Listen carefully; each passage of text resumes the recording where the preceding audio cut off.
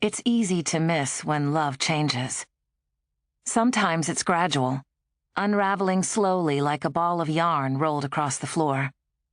Other times it's lightning fast, triggered by something so powerful it cannot be quieted or undone. For Holly and Jake Barber, it was so gradual Holly hadn't even noticed, hadn't seen the signs, hadn't felt her husband distancing himself from her. Between PTA meetings and soccer practices and bake sales, she hadn't even noticed the fact that Jake never met her eye anymore. They were so disconnected from each other that when their 7th wedding anniversary had rolled around the month before, both of them forgot. It fell on a Wednesday, their busiest night of the week with back-to-back kids' activities from after school until bedtime. It wasn't until the next morning, when Holly was adding a dentist appointment for Ava to their family calendar on the fridge, that she noticed the words written in red and surrounded by hearts. 7th anniversary.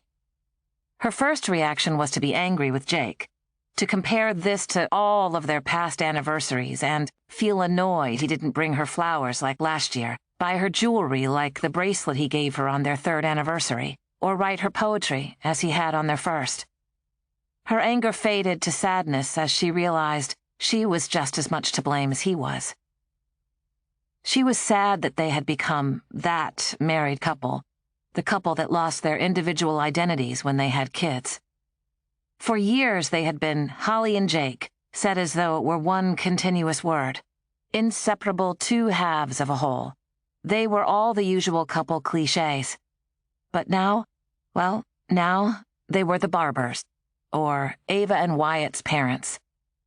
Holly even caught herself referring to Jake as Daddy when she talked to her sister. She hadn't realized she'd done it until Sasha laughed and said, "Whoa there! What you and Jake do in the bedroom can stay in the bedroom."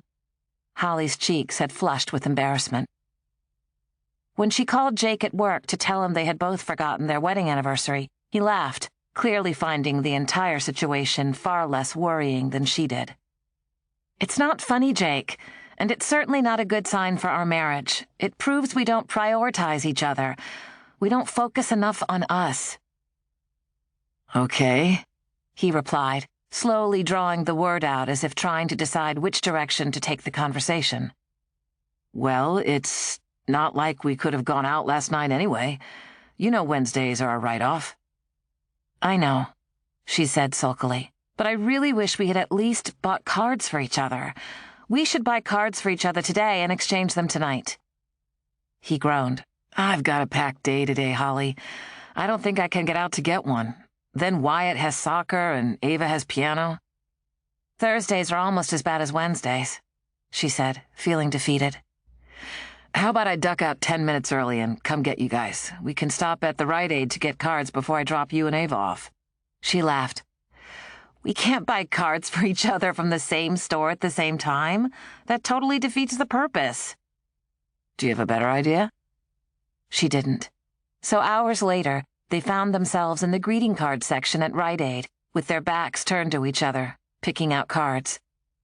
Ava and Wyatt were down the aisle opening up as many of the singing cards at once as possible. Between the noise of the cards and the sound of the kids arguing, Holly found it hard to concentrate on the task at hand. She took yet another husband card off the rack, just as Jake cried out in triumph. "Found mine." "Already? No fair.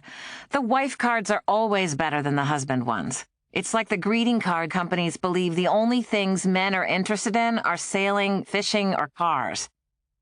"Don't worry about the picture," Jake said, glancing down at the card in his hand.